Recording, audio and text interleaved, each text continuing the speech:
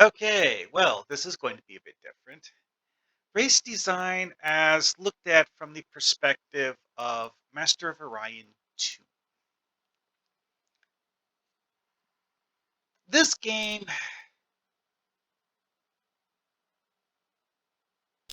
seriously has some very interesting logic behind how it works.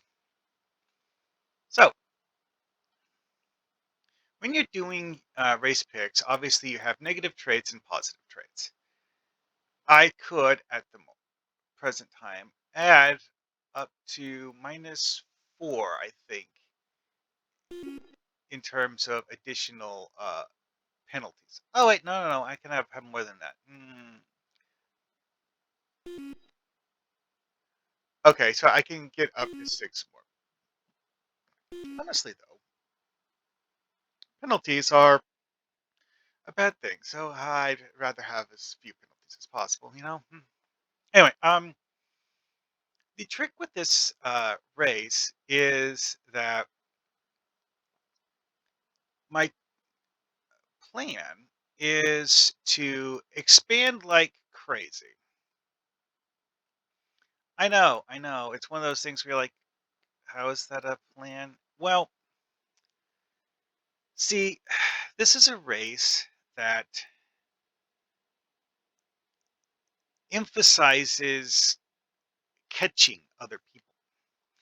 And one thing that's actually very important to remember when doing stuff in Master of Orion 2, certain aspects of the civilization you start the game with are tied to the people in your civilization, and certain ones are tied to your actual empire. Yeah, and this screen doesn't tell you which you're which. Really doesn't.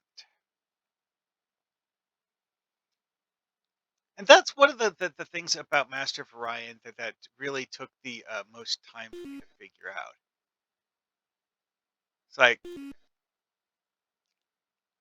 large home world and rich home world. These are actually neither. These actually just change your starting point uh, in the game. It's not even something that actually gives you a major long-term benefit.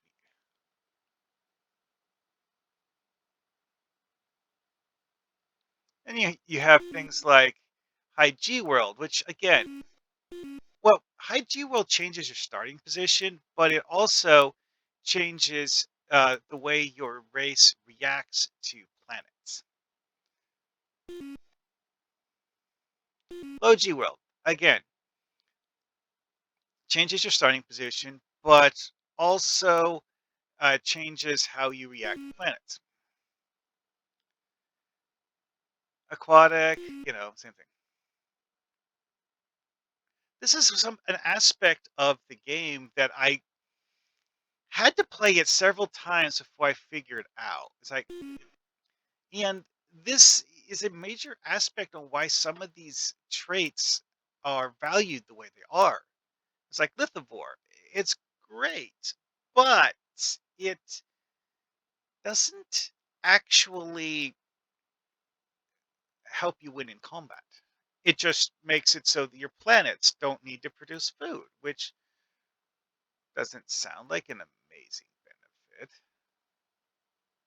Charismatic. This is something that has to do with manipulating the AIs.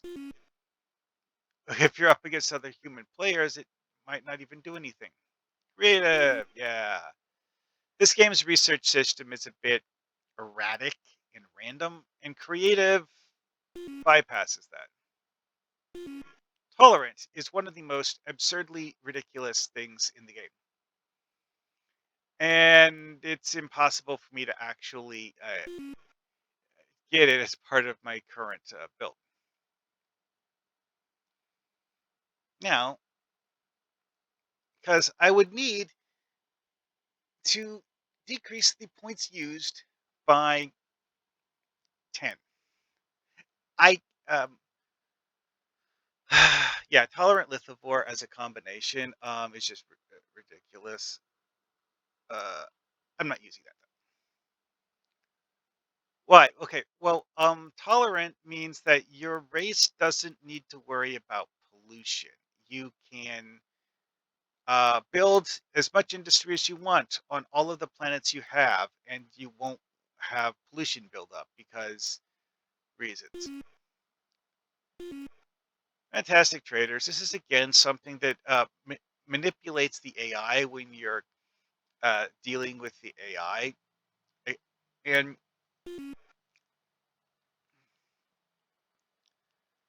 oh, this is another one. This is an empire thing. This isn't a thing that's related to any of the people in your empire.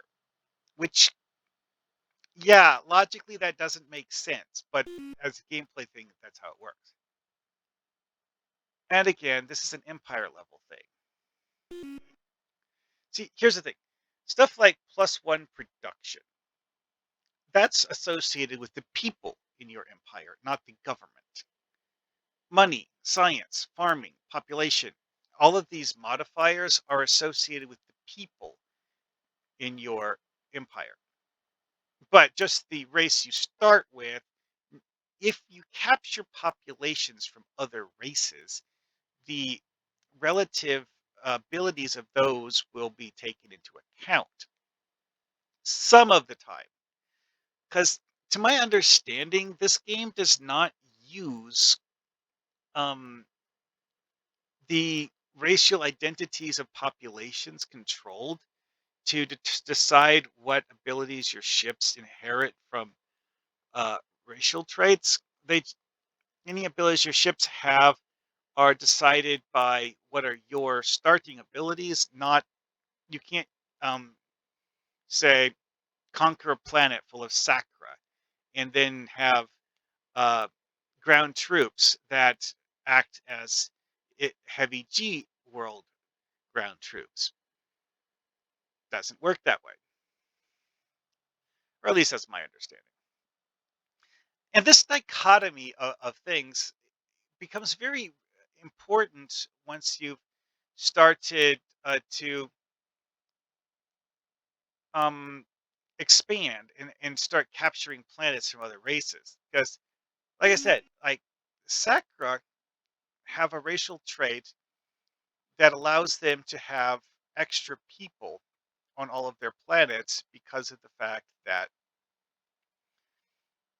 well, it's the subterranean one, not that one. Where is that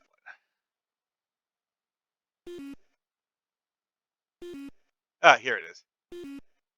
Yeah, Sakra have the subterranean bonus, but the subterranean bonus is actually tied to the people in the Empire.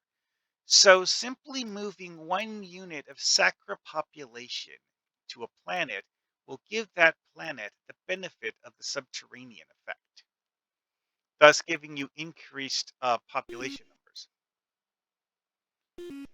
And subterranean is impressively expensive. Like, seriously, the most expensive ones cost 10 points. And subterranean is 6, which, yeah, that's a lot. Alrighty then. Well, here, let's do a quick start. Sure, whatever. All right, so this is a large galaxy in Master of Orion 2. Like, this is the biggest that you can get. It's not actually all that big.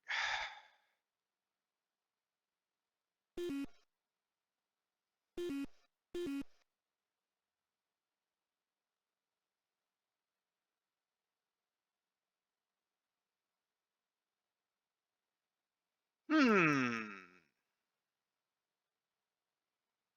You know what? I'll send the colony ship to the blue one. One of the scouts will go to the red one. The other scout will go to the other red one. All right. Let's see here. Let's do a quick thing.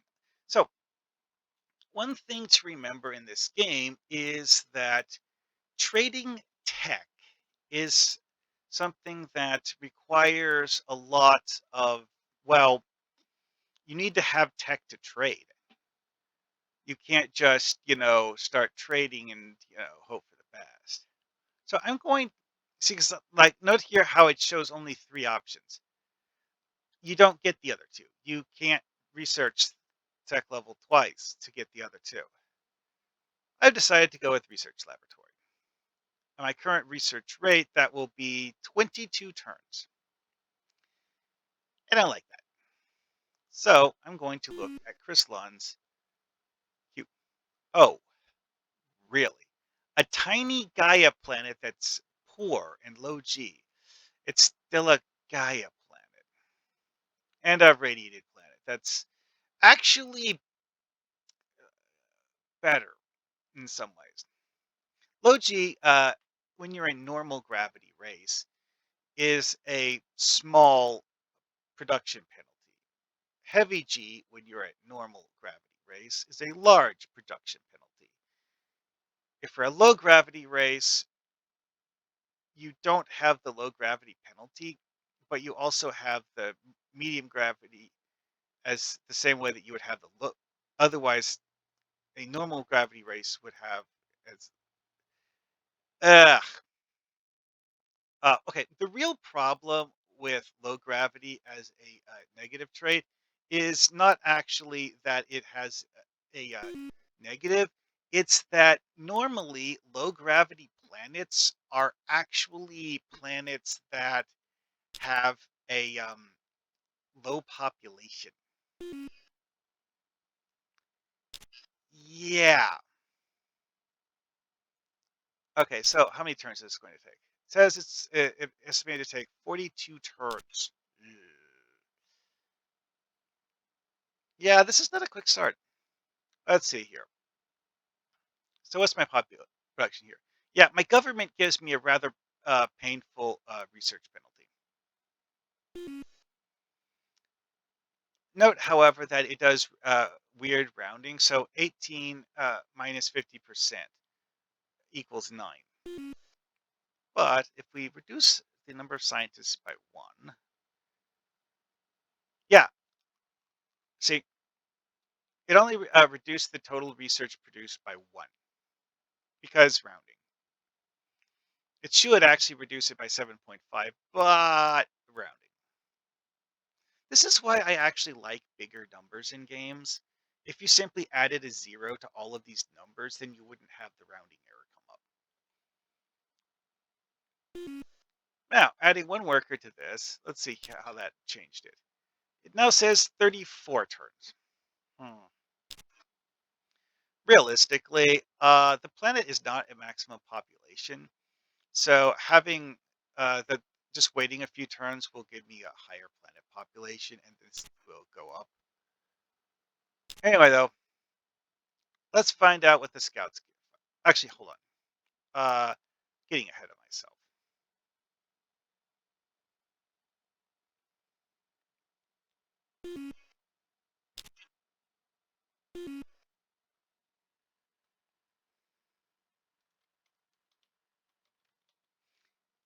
Yeah.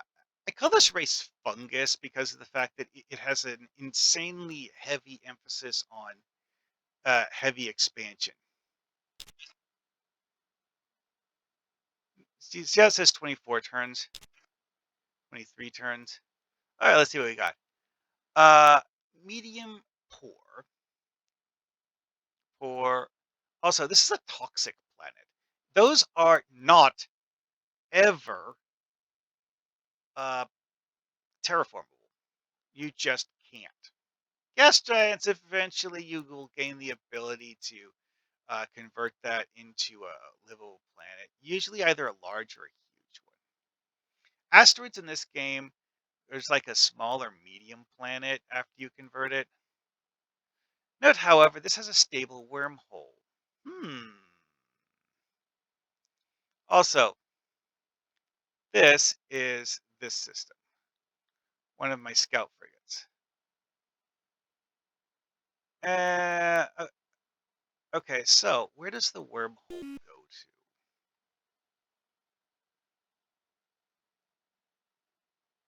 Yeah, in theory, you can see it on the galaxy map. It's just that on my screen, the galaxy map is too small to actually see it.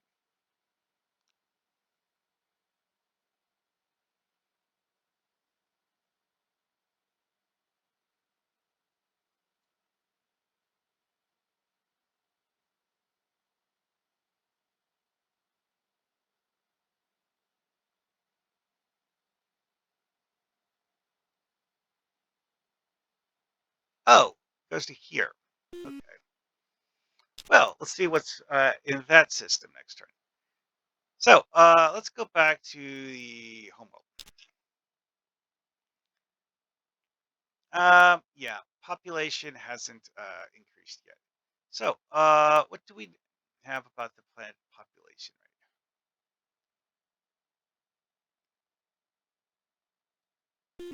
right now? That's not much. Population is currently 8 of 16, and yeah, that's about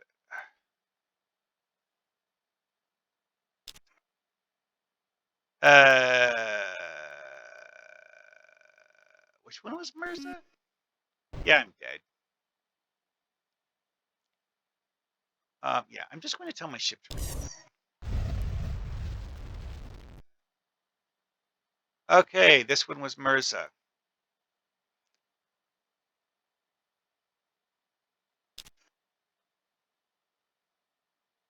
Gold deposits are very useful because of the bonus cash. Also, this is a planet that is rich, but not heavy G. Yeah, that's one of the things I was explaining earlier about heavy G is that in this game, heavy G planets tend to be either rich, ultra rich, or large or huge. Why? Because reasons. Honestly, the main reason I'm colonizing this is the gold deposits because gold deposits will let you do things that otherwise you just wouldn't be able to.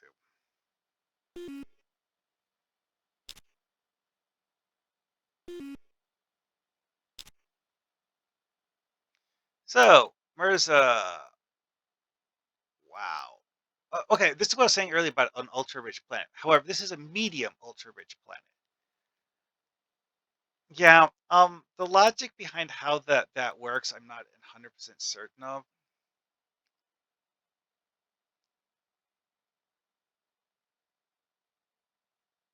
Oh, okay. Oh, here we go. A huge, rich planet that's a heavy G planet as a consequence. This is why heavy G is actually a really huge deal, though, is that it has multiple kinds of benefit to it, not just um,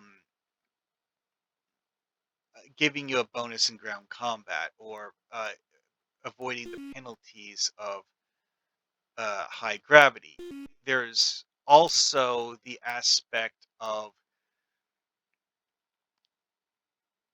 all of the good planets in the game have a higher chance of being heavy G than they have of being normal gravity. It's very rare to find actual, genuinely good planets that are low gravity. That's the actual benefit of the gravity thing. This, okay. Also, systems with space monsters usually have a planet in them that is in some way extra good. See how this is a low gravity planet? It's also tiny and poor, which I wouldn't want to own this planet at all. Seriously, has no real benefit to me. This one, on the other hand, it's an ultra rich planet. That gives you some great production. It is, however, a toxic planet, though. I don't actually care about that, but whatever. All right, so where can this ship go now? Not there, not there.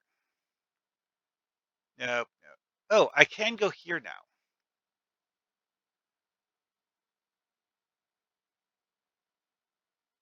So colonizing this opened up this, but I'm going to go over here first because it's closer.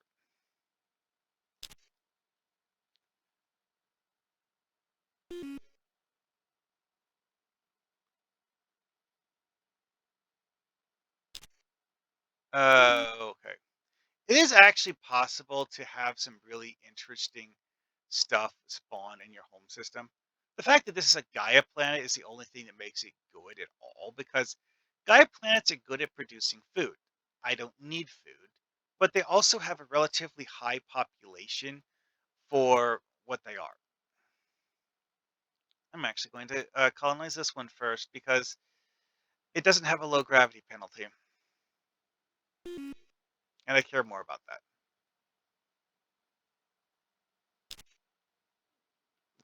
So, time left 30 turns.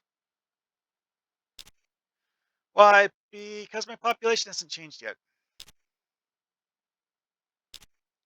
Let's see here. Pollinators.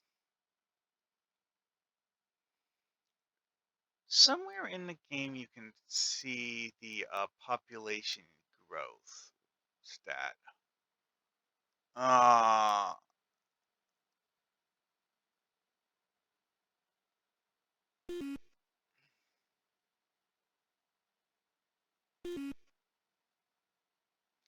Uh, whatever.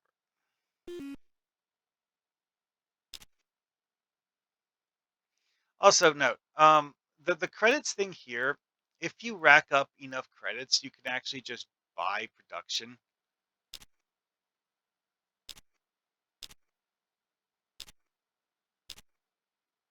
Oh, Polera is empty. There's a single asteroid belt in it and literally nothing else. Wow, that is terrible.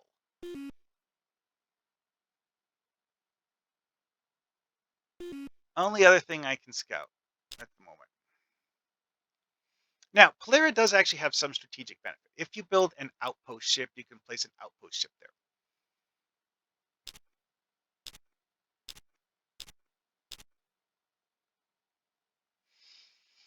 Hmm.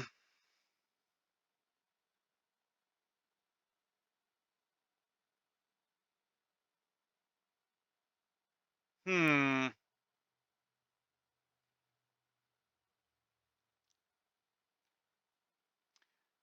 Uh, I'm not gonna say. I'm going to pass on that. Gas giant.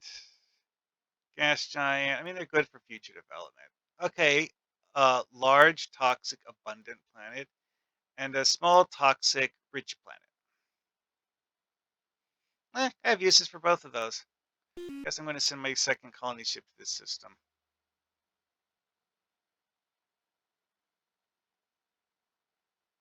Yeah, when it says 10 parsecs, that is range. See, because this game uses a ship range thing that is based on the concept of fuel. However, said concept of fuel is distance from places you have colonies on, and this distance determines whether you can send a ship to a destination or not. So that's down to 10 turns approximately. Let's see here. Did my population go up yet? No. Oh, wait, actually, yes, it did. Okay,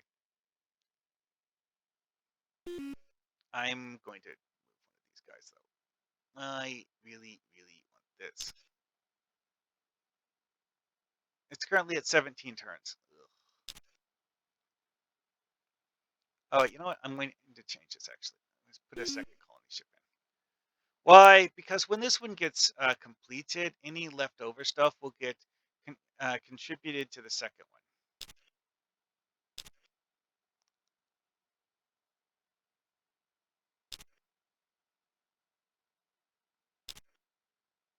Mega well. This is actually great. Yes, it costs 80 now, but getting 10 a turn is amazing early game. The whole like diplomat famous thing is also useful. Now, the fact that Siegel 2 finished the Marine barracks actually is minor negative in terms of my economic production. Why? Because the Marine barracks has a maintenance cost, which is 1 BC. See, taxes collected, special income, total income. Okay, that's actually not showing the fact that I'm using one of them. That's just the morale. Okay then. Well, Anyway, morale penalty is actually a significant thing, though. I have anything I actually want to put here? No. Now, the leader that I just hired, well, in theory, I could assign him to one of my planets. That's a complete waste of time because none of his effects actually modify one of my planets. Now, one thing that I could do, and let's take a quick look here.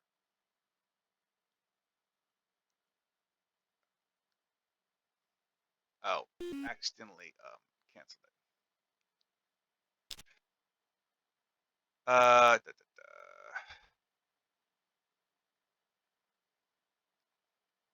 Do I have the ability to buy it? No.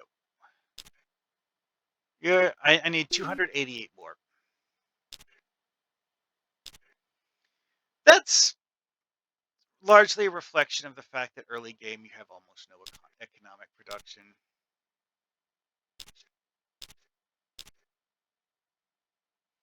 Research laboratory. Why am I focusing on research laboratory? I suppose I should explain that. Short version, because of the fact that it gives me free research points.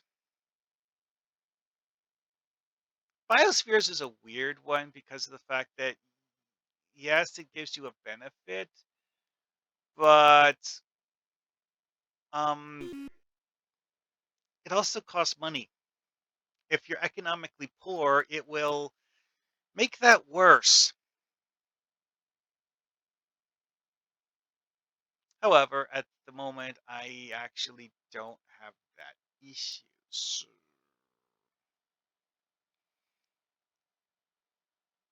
yeah, and having to make choices like this.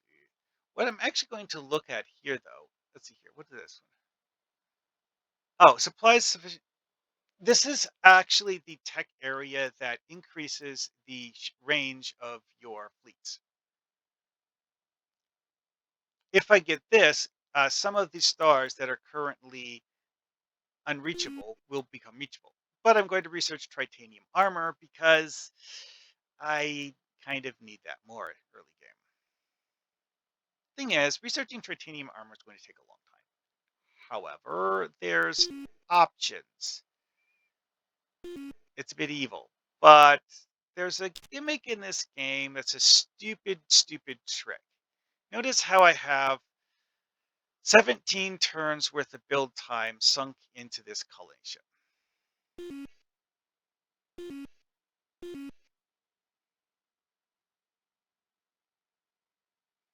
Click OK.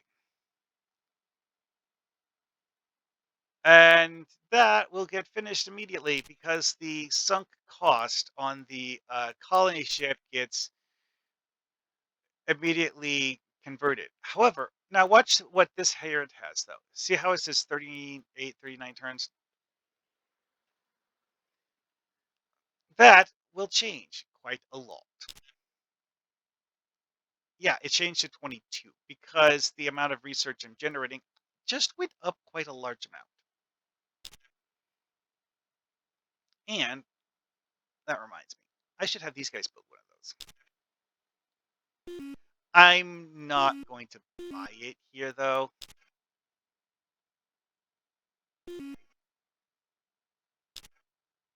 Because again, don't have money.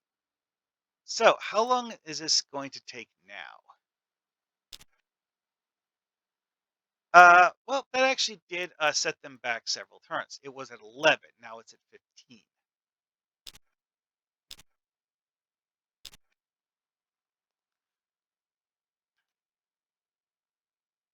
So one thing to remember here, though, is that if people capture population from my race, they'll get that +1 bonus to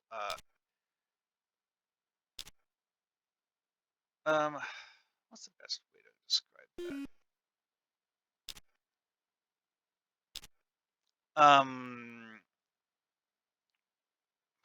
What's production? Yeah, jobs output. So I'm getting a +1 bonus to this. Each of my workers gets one bonus, and of course, there's pollution. So I'm currently actually getting 12 industry. So I'm actually only getting 12 from my population. Although having a research lab here gives each of the individual colonists a +1. So having 6 colonists working gives me a bonus just of a 5 + 1 for each of the colonists. But I want the ship. So I'm going to ship all of these guys to working on that. Only actually doubles my total industry produced because it massively increases pollution. So I'm currently getting 24. Let's take one guy off and then see what happens. Drops to 22.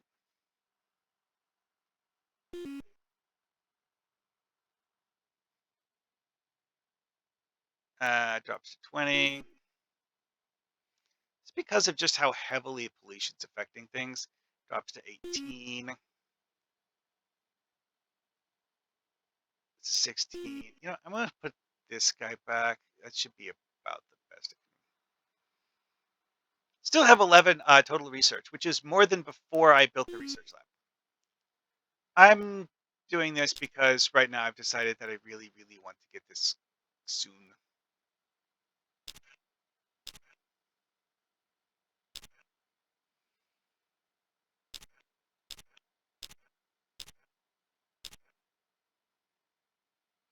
Okay, that's a major benefit.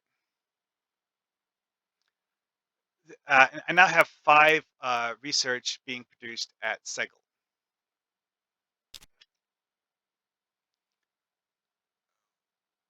Uh, yeah, and my home system is only actually producing 11, so adding 5 to that, yeah.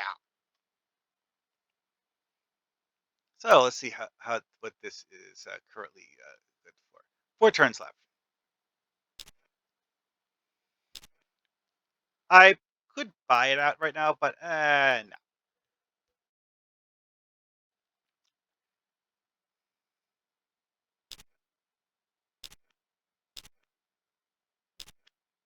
Dun dun dun. Calling it done.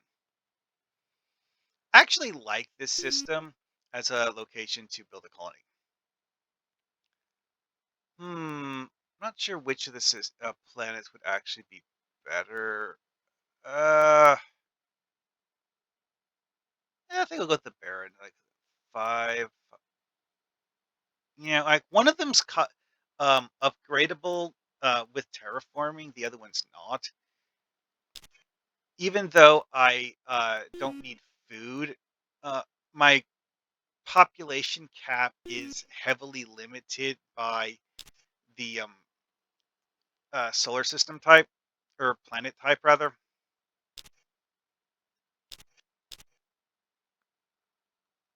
Hmm. I'm at a point in the game where I could actually genuinely use this guy's skills. Helmsman Navigator weaponry is actually something that's worthwhile in a combat fleet. I don't know what trait it is. Okay, he just gives you a bonus to any trade deals you have as part of treaties with other empires. Sure.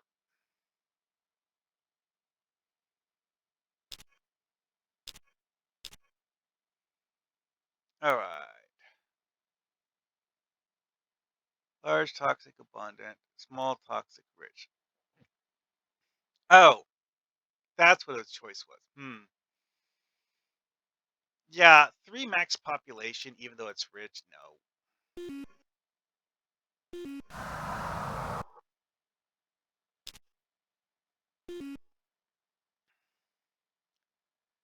So, uh, morale penalty is cutting out one industry.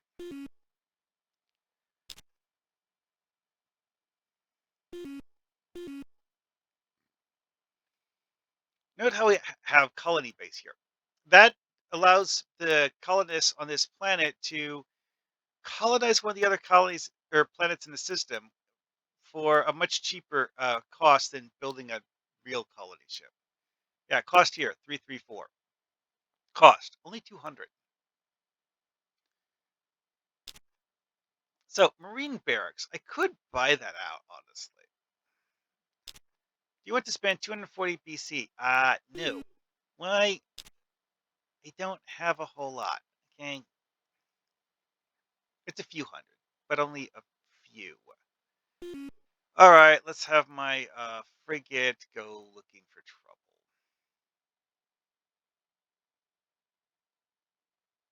Yeah, colonizing that planet gave me three options for scouting. Oh, also, because this is a old school game, time for scave scumming, just in case this colony ship also gets eaten by a space monster.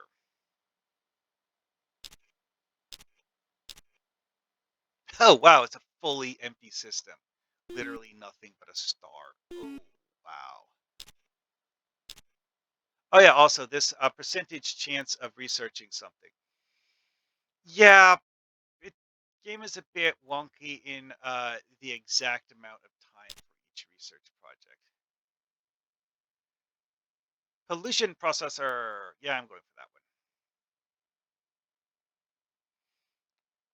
A minor boost to industrial capacity, but a beneficial one nonetheless.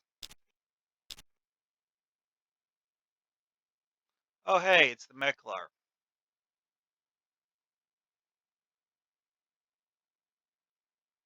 Ah, right. Okay, so each time you place a colony and it increases your range, you gain the ability to communicate diplomatically with other races if you have the ability to fly one of your ships to one of their planets, or vice versa. It can be a one-sided thing.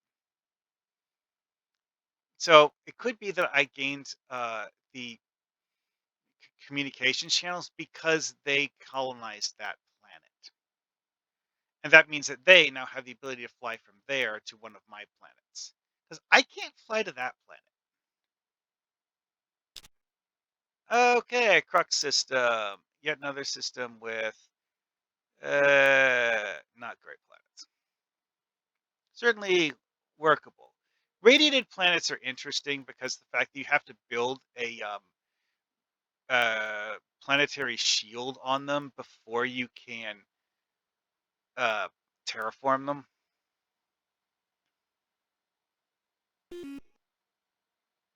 They can't go there. Can go here though. Might run into Meklar ships. Might. So, research audience. I am going to attempt some diplomacy. Exchange tech. Hydroponic farm. No. Reinforced hull is actually something that would be useful to me. So would hydrogen fuel cells, though. Or deuterium fuel cells. Okay, what's this one? Yeah, this is that one I was talking about that would increase my effective range when flying around the galaxy. Getting that tech might actually give me contact with a race that I haven't met yet. Reinforced hull. When I build ships, this makes them more durable. It doesn't actually affect your armor, though. I'll go with deuterium fuel cells because currently expansion is.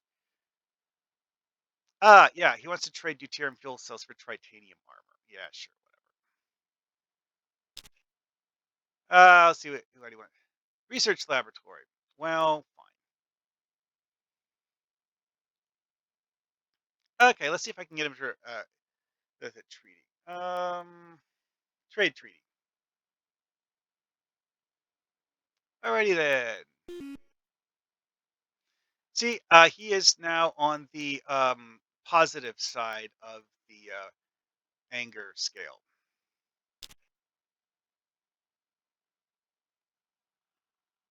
And the nature of the treaty means that I don't need to worry about him attacking me, I think. I don't actually remember. Draka system. It's crap. Small, barren. Abundant is actually like the mediocre. Oh, ooh, forgot to. Well, oh, yeah, only 16 turns currently because of the fact that I have other stuff. I don't actually have pollution processor researched yet. I kind of want that now. So I'm going to actually redistribute from these. Will reduce the time to build the next colony ship, but it's not as high of a priority as it used to be. Also, yeah, thought so. I'm going to go send that over here, and I'm going to send this over here. And again, save scumming time.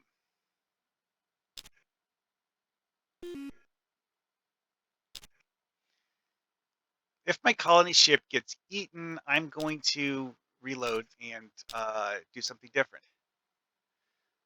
Another one of these guys. I mean, fine.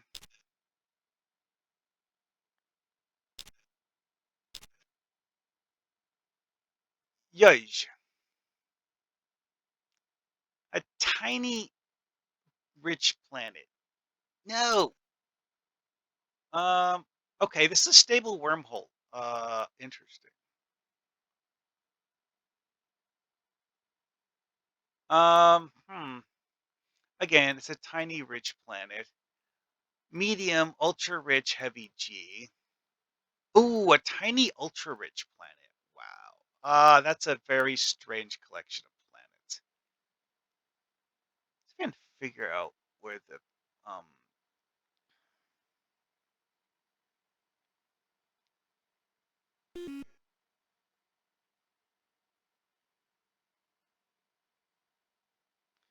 I really wish I could actually see this. It's like normally you would be able to. Really, it's over here. Maybe you would be able to see it, but the specific details of the way it's being rendered on my monitor, it's just not. Okay, and now I'm going to save again because one aspect of this game is that you need a special tech to send movement orders to your ships while they're in transit.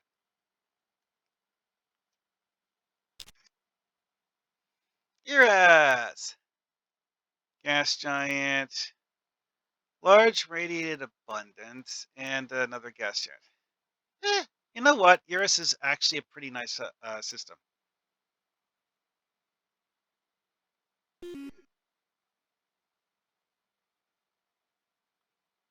I'm going back over here.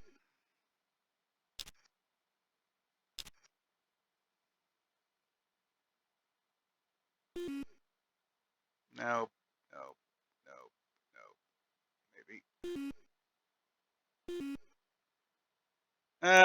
Oh yeah, also these little blurbs here are actually meaningful information. Is that it's telling you like what kinds of things you might find in that system. One thing to remember about this game though is that this game has this thing in it called the Orion Guardian.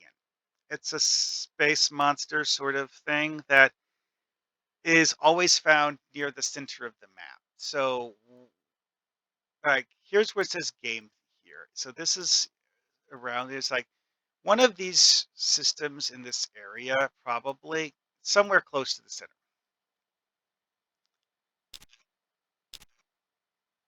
Colony ship in Grumium. Is anything in here good? Large, radiated, abundant. Yeah, that's a workable option.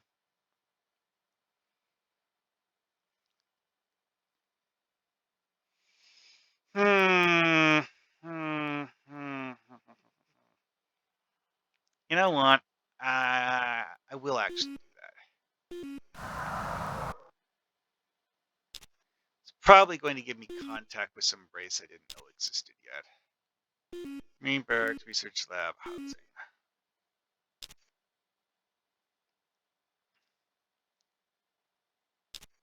You know what? I will buy it this time. Green barracks. Now, this will also make some of these stars over here accessible. We'll figure out how that works soon. Oh, hey, humans. Joyous.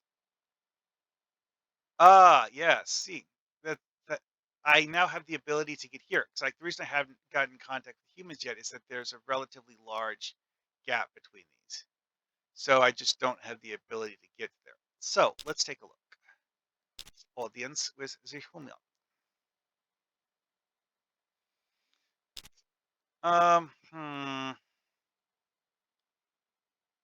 Yeah, everyone wants that. And done with that. Now, periodically, you can go back and see if races have acquired new technology because, the AIs do research kind of the way you do. Building a research lab, building a research lab, building a starbase. Oh, I have a specific reason for that. Okay, so turns left 10.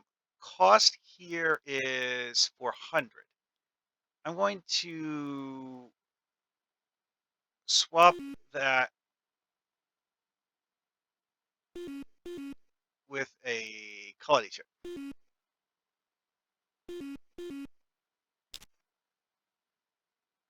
Again, it's one of those like stored construction points things, but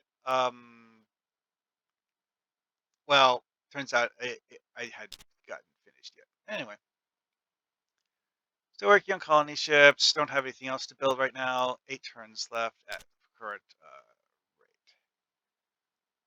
Okay, so let's see here. Currently have 15 total research production. Um, that would reduce it by 2. I don't want to do that. But also, it's like, how many would I get if I moved it? Reduce that by 2, increase that by 2. Nah. Now, if I was to have like everyone jump on the research, it actually doesn't give me a massive penalty inherently. The only penalty here is my government.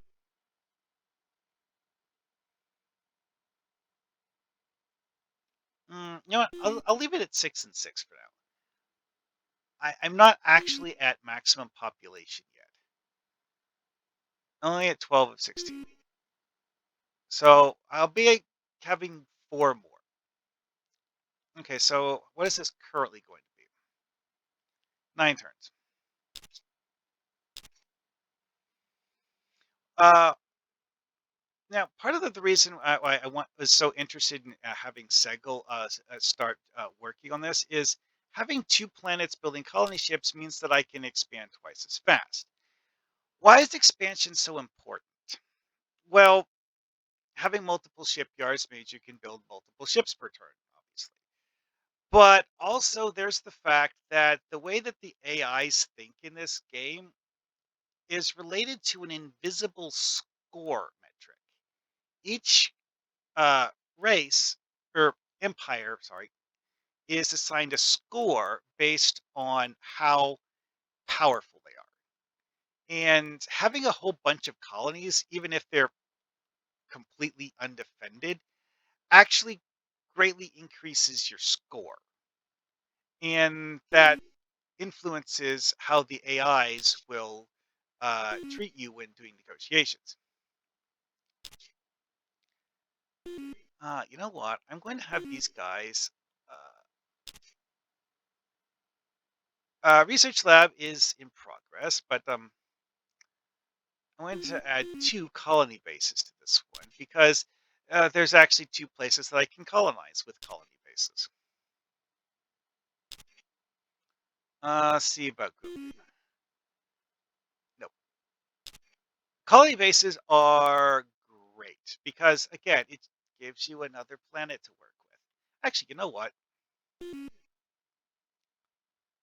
Forgot about that.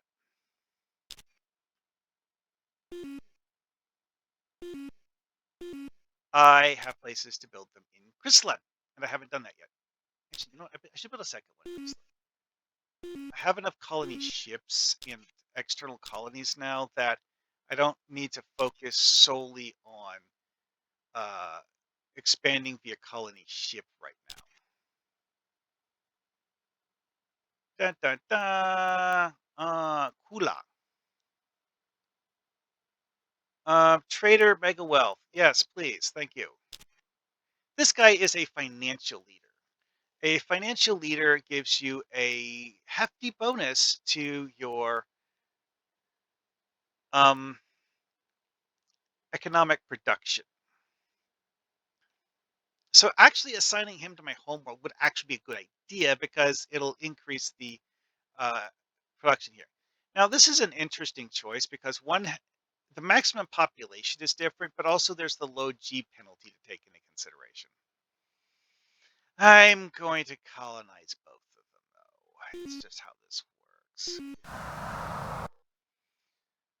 Chrysalon Fort, however, is completely immune to the concept of being improved by terraforming. Why? Because it's a Gaia planet, and that's just how Gaia planets work.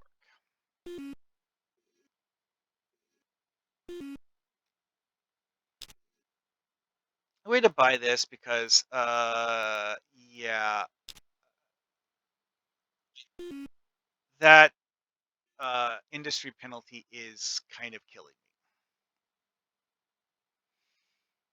It's not going to fix it, but it is at least going to help.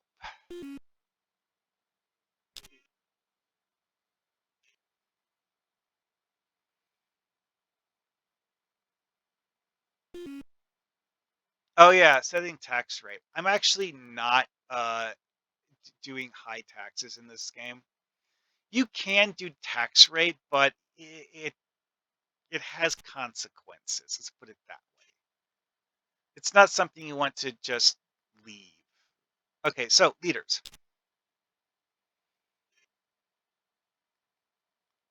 Diplomat and famous, you don't need to assign that to anyone. Now, this guy though, financial leader, plus 20%. Yes. Now look here, and it shows a slightly higher value for my production of economy. See, plus 3 leader bonus.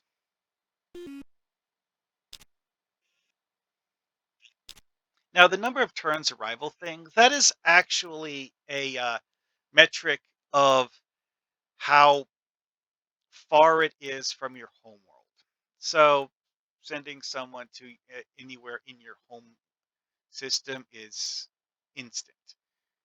But one of your colonies, that takes a few turns.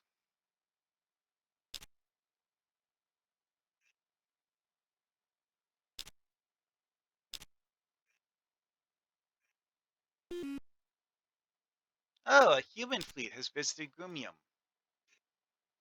They have a positive opinion of me at the moment, so. All right, Segel finally got something done. Okay, so can I colonize something in? Oh, right. Now I remember. I want them to go to Xoth and then go over here.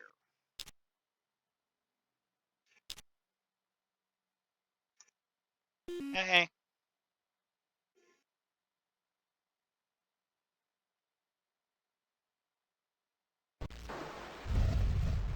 I got blown up before it even finished. Okay, so yeah, here we have a huge Gaia planet that's ultra rich. Yeah, see how it says 25 maximum population? Oh yeah. Human spy steals reinforced hull. Oh wait.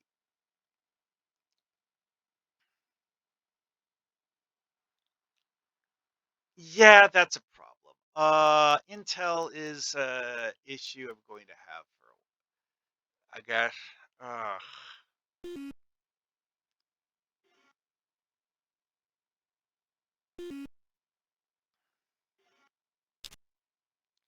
I'm going to add another scout ship. I don't feel like undoing the destruction of that one. Actually, hold on. Design.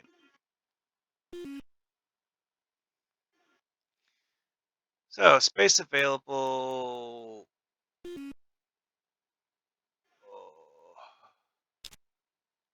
It does have extended fuel tanks on it, which is nice.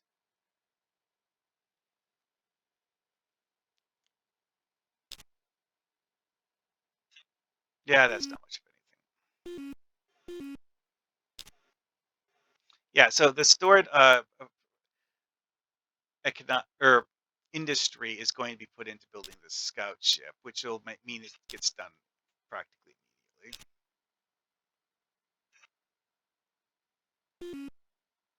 So I'm going to have it fly to Xalth.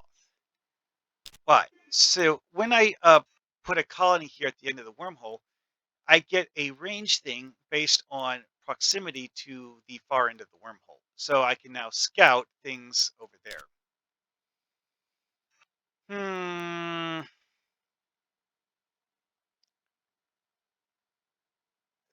3 BC a turn. Ugh. You know what? For now.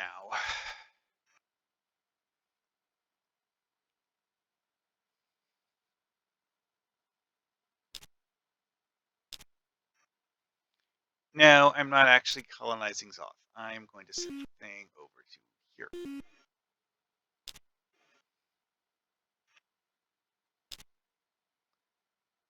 Um, hmm. Yeah, there's only actually one thing I can do now. The other stuff is like late game text.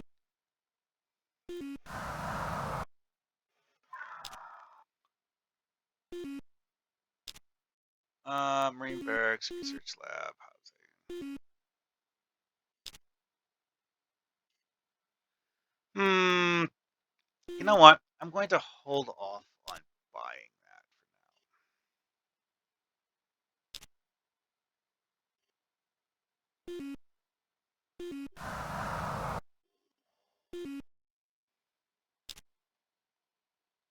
now. This one, I'm not really all that concerned with because of the fact that it's, yet another colony. Oh, hey, it's the Illyrians. Great. And the Gnalo. Okay, okay. Colony base.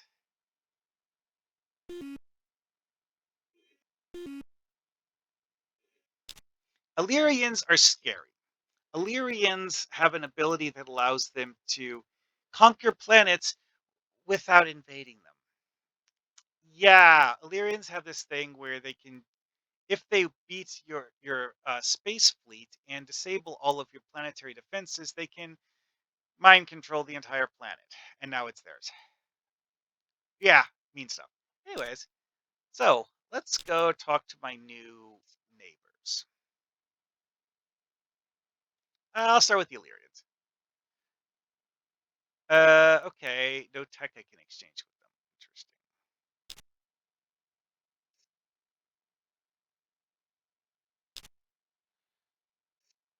Sure, whatever.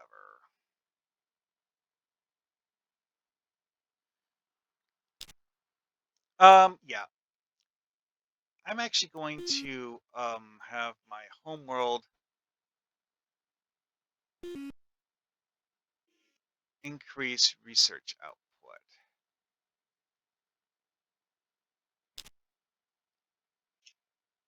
because my opportunities for trading tech are limited by tech I have that I can trade, and I actually need to have relatively potent tech in order for that to be a workable idea. Alrighty then. Let's see, atmospheric renewer. Now, I already have a pollution processor, so atmospheric renewer is less of an issue. Pulson missile. This is something that's actually useful. So I'm going to go with that.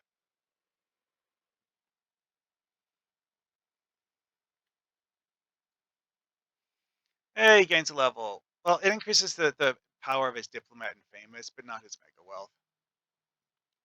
Having famous colony leaders, though, drastically reduces the cost to hire people, and that is good.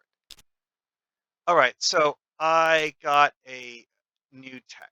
I'm going to talk to the Illyrians first. No, okay. Now, a part of this is actually that the AI that you're talking to needs to have a tech that you don't. Okay, fusion drive. You know what? Fusion drive is something I'm willing to trade for. So if you have all of the technology that a certain AI has, you can't trade with them. ECM jammer. Sure. Okay.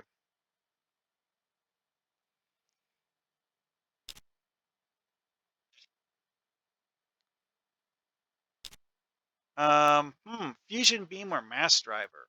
You know what? I'll go with mass driver. Yeah, try the Illyrians again just to see. Nope.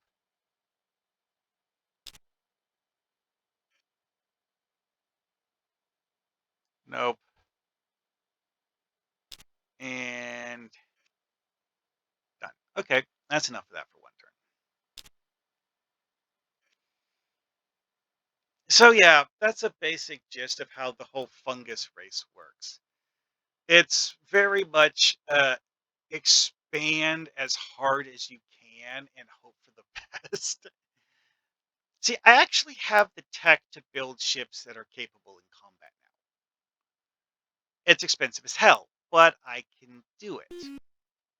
And also, it's like queuing a particularly expensive ship design is actually a great way to store resources for later use. Oh, and hey, you know what? I can build this. And that will be less of a problem next turn. So currently I have 8 being lost to pollution penalty. Let's check that next turn. Space drag, really?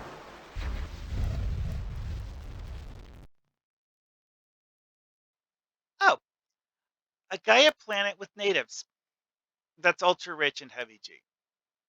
Okay, yeah, that explains why there's both of them are ultra rich heavy G planets.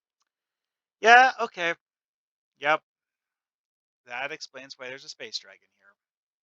Space dragons are a pain in the ass. Oh boy. All right, how much longer is the pollution process going to take? Oh, it's nearly done.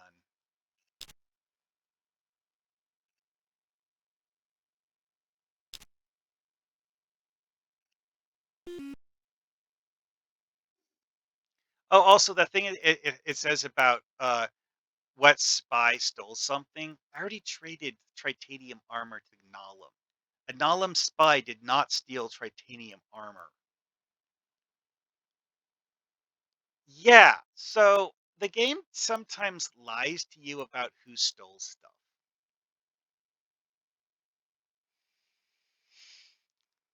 That's a funny aspect of it. I don't currently have a population to do intel defense, really. Actually, you know what? Uh, hmm.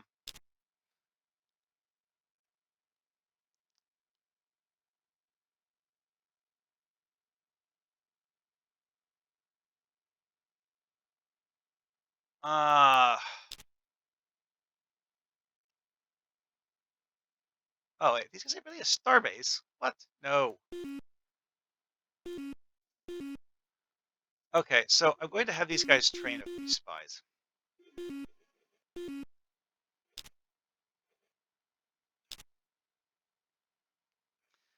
Uh, Training spies and not actually doing anything with them means they do intelligence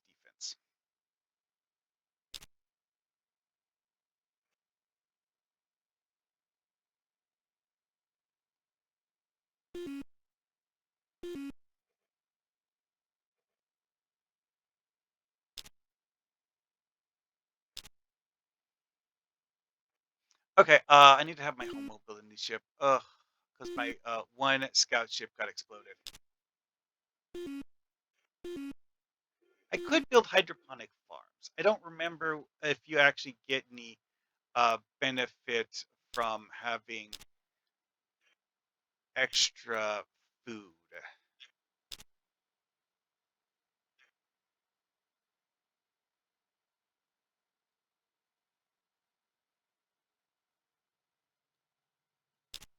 How many turns left? Oh, that actually didn't set it back as much as I thought it would. Okay, so this scout ship, I'm going to send it to Xoth again because I got blown up the first time I looked at any of the planets over here. Pegasus, Draconis. Draconis is the Illyrian homeworld. Why they didn't colonize these two planets, I don't know. Early game, the AIs actually have very few colonies. The fact that I have so many kind of makes them act weird. Oh, the Meklar no longer have a population boom. Oh no, poor Meklar, presumably.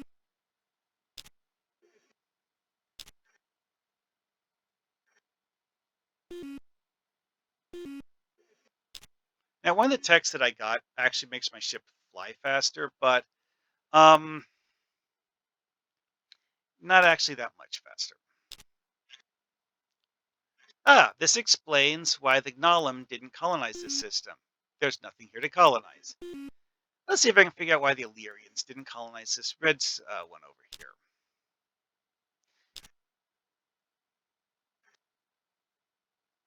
Oh yeah, sure. A defending spy was killed. Yeah, okay. Someone is seriously wait, Gnollim. Gnollim. Hmm. Actually, you know what? It might actually be the Gnollim that are spying on me.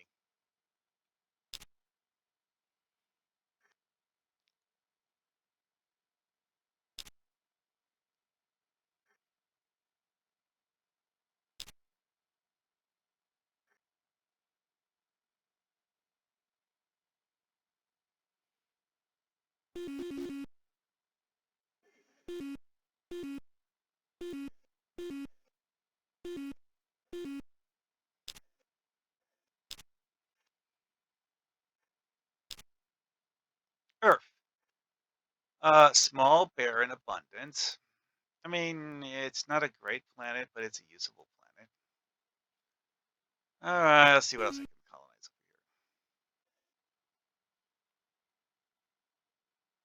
here. I can actually go to their planets, but if you don't have a peace treaty with the AI, it is very likely that you will get attacked. They might not have ships in orbit, or they might, and they might decide they object to your presence. Anyways, I haven't explored these over here, and I should be able to explore some of these.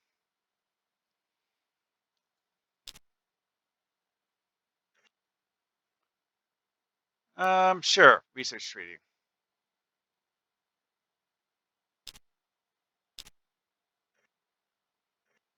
Okay, the Meklar colonized a planet. Interesting.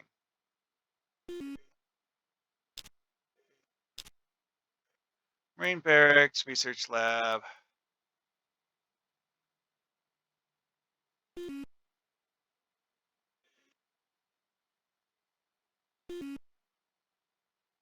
Yeah, see, the scout ship that got blown up at Orion was going to go over here next. All right, so colony base in Tesla. Nope, nope.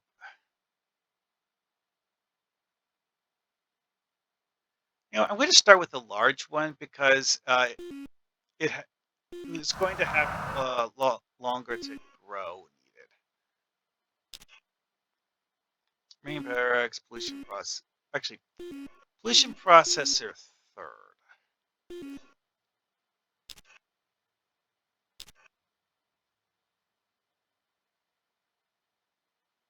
You want me to give you the Era star system? Oh, hell no.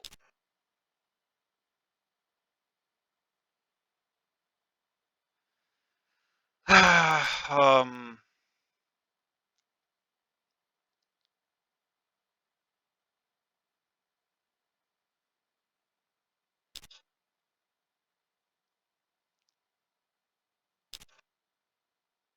yeah, there's actually a high chance that these.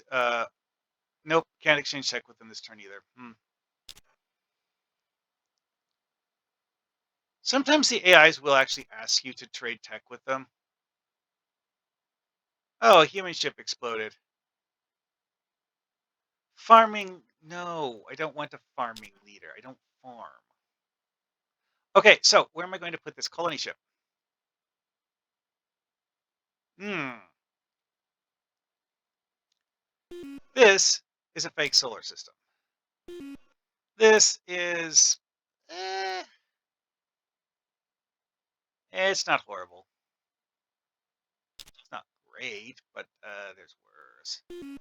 I actually was seriously considering colonizing Zoth because an ultra rich planet is actually useful. And it would also expand and my range and let me scout these other ones down here. You know what? Let's off for now. These over here aren't anything all that interesting.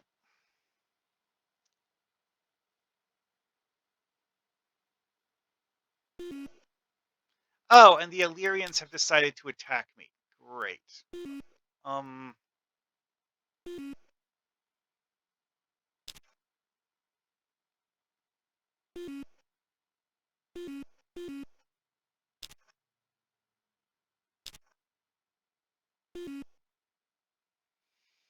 Well, that sucks. Yeah. Okay. Eurus is going to get blown to bits.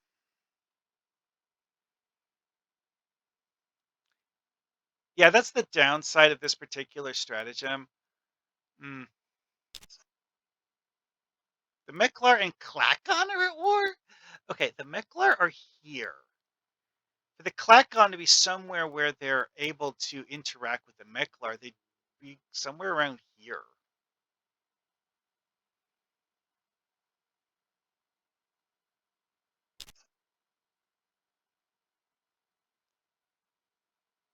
Yeah, yeah, yeah.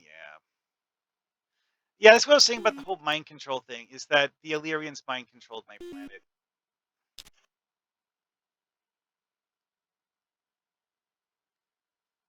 That's a problem, because the Illyrians have the other end of the wormhole into my territory.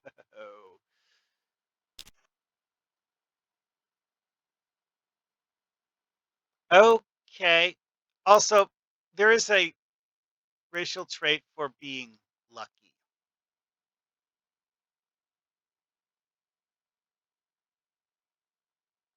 Yeah, two tiny ultra rich planets. No, thank you. A medium ultra rich heavy G planet is less uh, amazing, but it at least has growth room. I'm not going to spend on this one because I'm worried that the Illyrians are going to attack it. It's actually one of the things with the Illyrians is that they can actually do some pretty hefty blitzkriegs because of the fact that each time they telepathically uh, capture a location, it increases the range they can go to.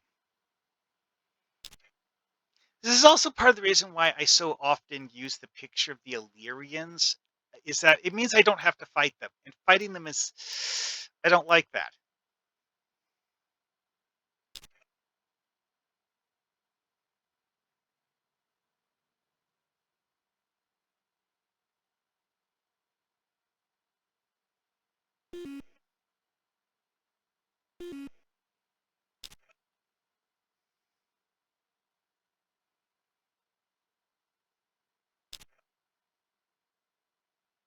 Okay, there's a wormhole here. The flip does this wormhole go?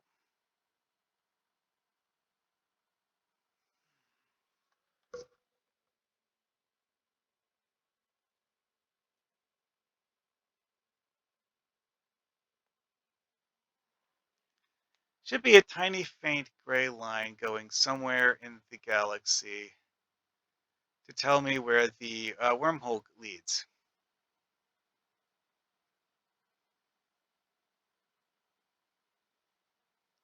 Yeah, I would say ETA one turn if it was a wormhole. That says 4 turns. That's not a wormhole. Why do I have the ability? Oh wait, now I remember it. Never mind. That's a planet I've already explored because it has a wormhole from a different solar system going to it. Game gets weird when the oh, it must be that one when it does that. Juga, an ultra rich heavy G planet. Again, a rich heavy G planet. It's also a huge planet. Hmm. I mean, it has potential.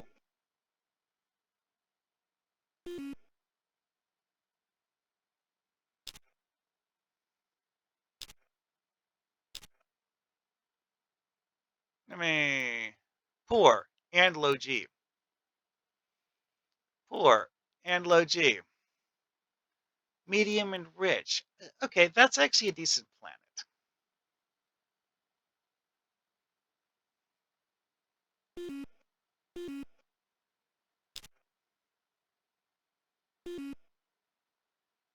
Okay, let's look at my colonies, see what they're building. Let's see. Colony ship. I'm going to design a battleship because I'm going to need it at some point in the game.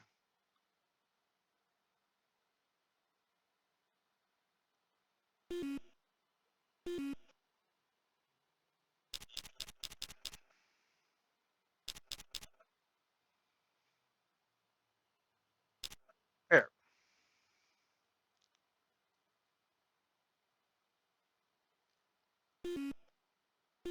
Oh yeah, that's right. I don't have shield technology yet. I don't have any decent computers either,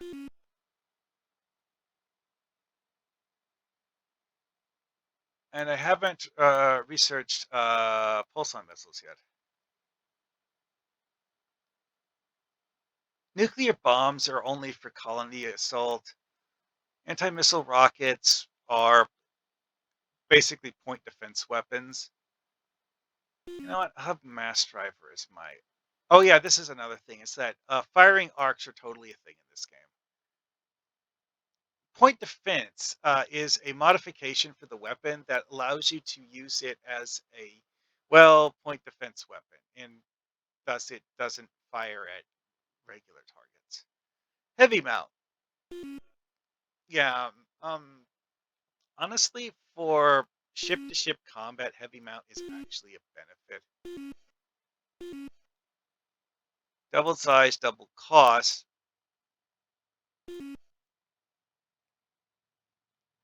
Um, Armor penetration is the whole point of heavy mount. So if you have heavily armored enemies, you definitely want heavy mount. But at the moment, I'll just go with this.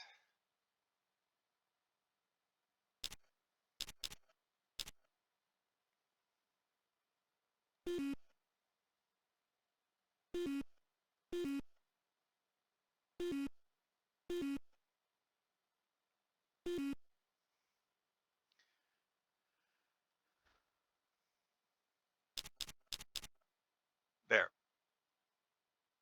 It's not a great ship design.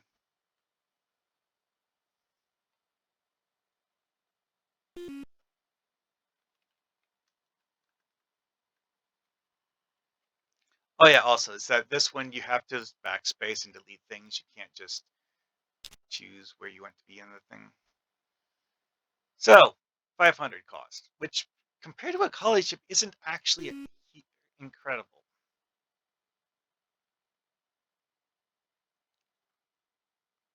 You know what? I'm actually going to start working on that. Mm,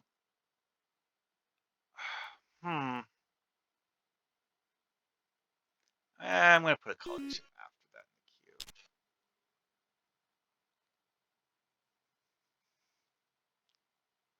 the queue.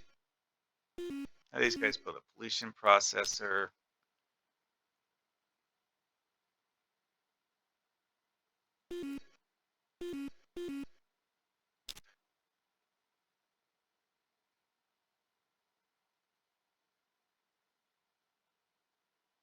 I'll just have these guys keep building spies. Okay.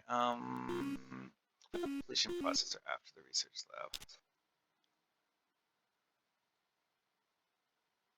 lab. Yeah, these are ones I just colonized.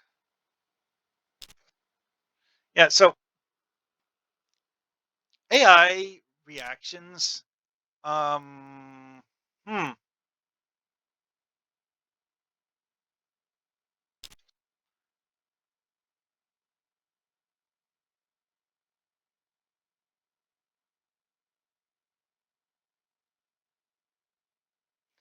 Alrighty then.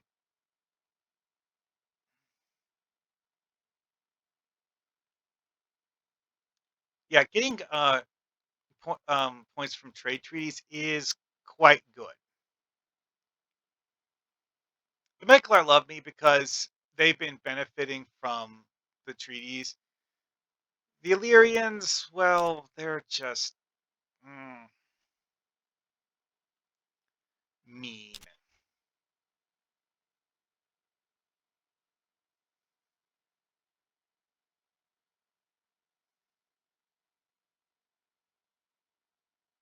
Yeah, they currently have zero pollution, which is pretty cool. Alrighty then. Well,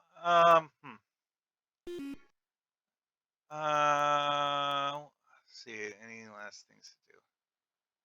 I actually have a positive treaty with the humans now, so I'm going to send my ship to explore one of the human planets. Oh, okay. That's a mechanic in this game with the um, leaders. One of these specials is a marooned leader.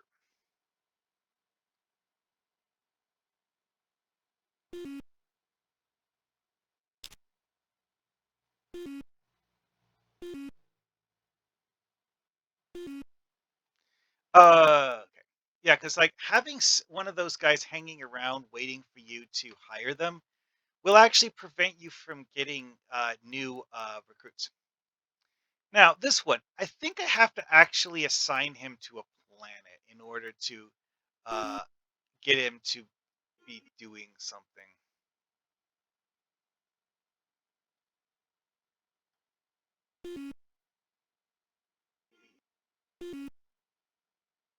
Like 5 turns to arrive. I think it's always 5 turns, no matter how far you have to go.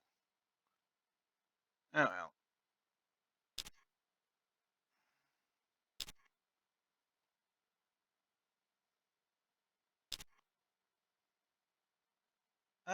Okay, so yeah, it's a pitifully small human colony. It did actually give me the option to attack them, which is not what I want to do. So I'm just going to have my ship.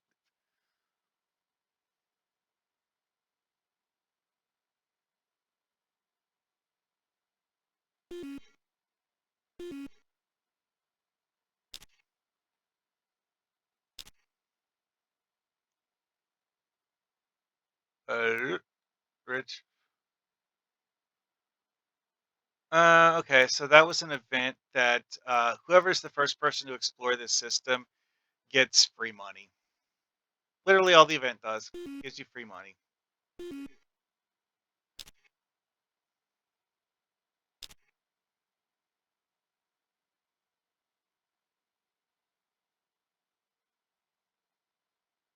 Now, building a starbase like that, it gives me the ability to build proper warships at that location now.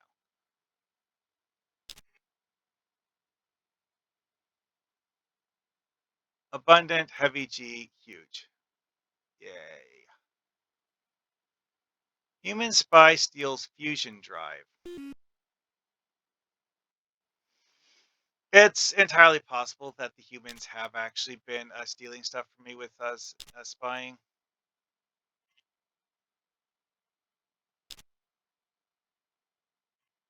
Ooh, automated factories. Those are great.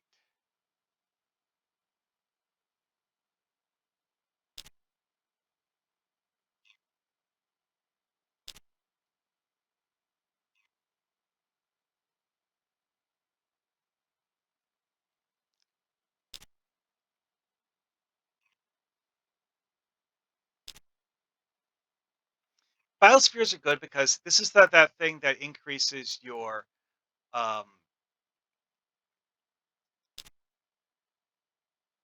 area that you can, or the population capacity of a planet.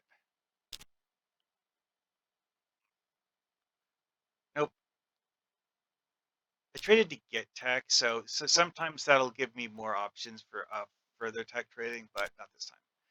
Now, if you trade to get every tech in a field, then it will just complete that field, which is why this is gone now. I'm going to have to do this one soon, but I'm going to keep doing pulse on missiles for now.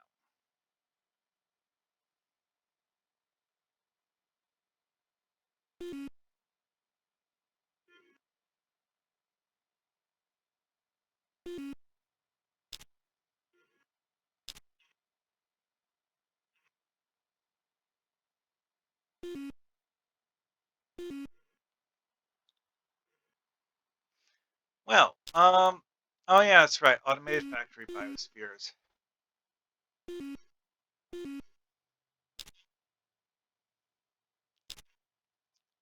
Oh yeah, I should build automated factories on pretty much everywhere in my empire because of the fact that they're just that good.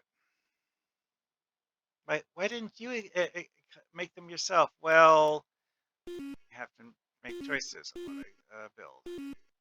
Can't research all the things immediately.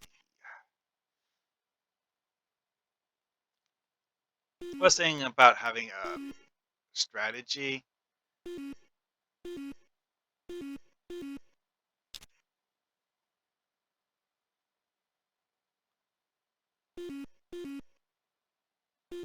Like, which thing will it benefit you most to have? Oh, did that one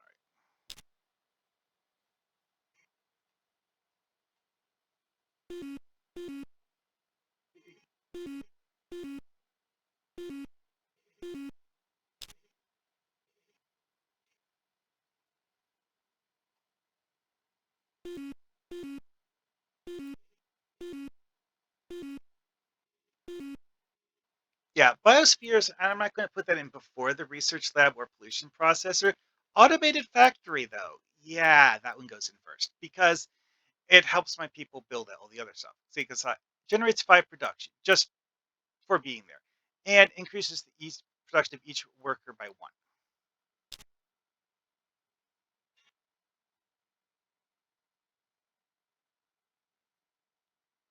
one. Um, hmm.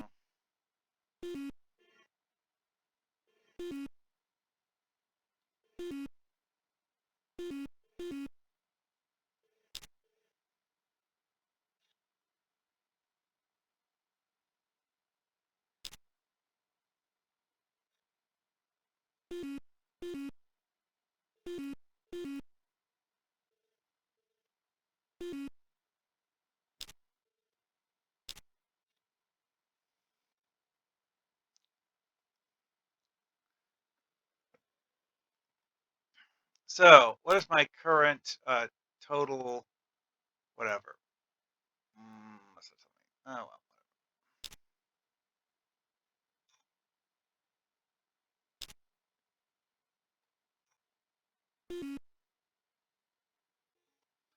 Okay, this actually lists me as currently having 92 BC income. Hmm.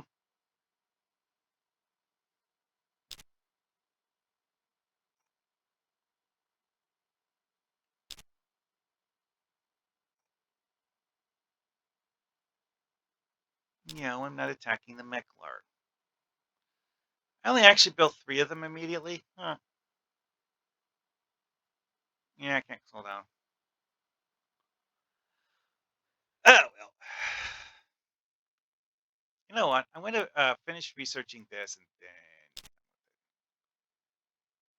No, I'm not fighting the Meklar. Okay, so I don't have enough research to do something like nanotech, like 2000. Wait. So I'm going to go with something relatively inexpensive. Fighter base. Like, yes, microlight construction, nano disassemblers, and Zortrium armor. Those are great. Greatly expensive. So, yeah. Anyway, I'm going to go fighter base. First one. Biospheres, colony base. Yeah, see, those two planets had so much stored production that they were able to auto-complete both of them.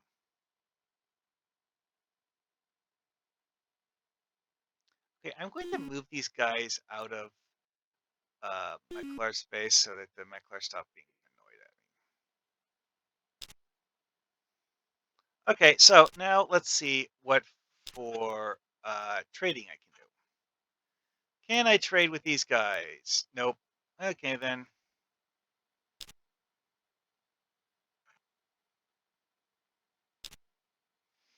Soil enrichment. No, I don't do farming.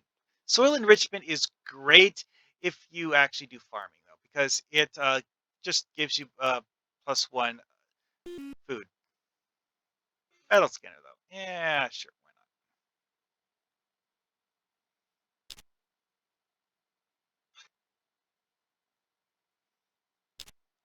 not?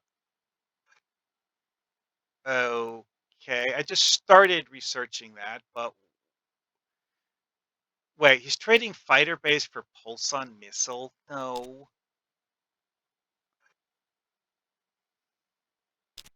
That is something to consider. So sometimes the AI will offer you some particularly stupid trades.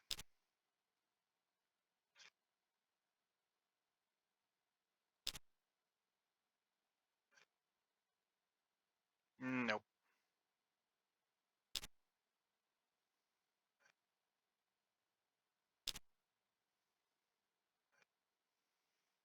You know what? Screw it. I don't care anymore.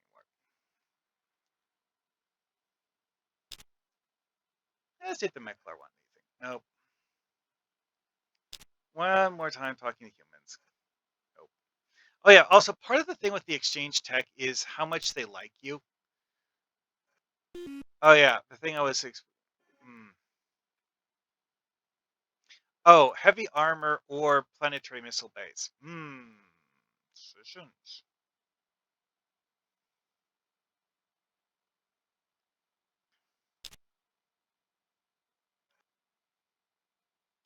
All right. Well, I'm just going to save it here and call it then. Yeah, just a demonstration of this. Hour and a half of me playing is, adequate, I think. Alrighty, see you guys later.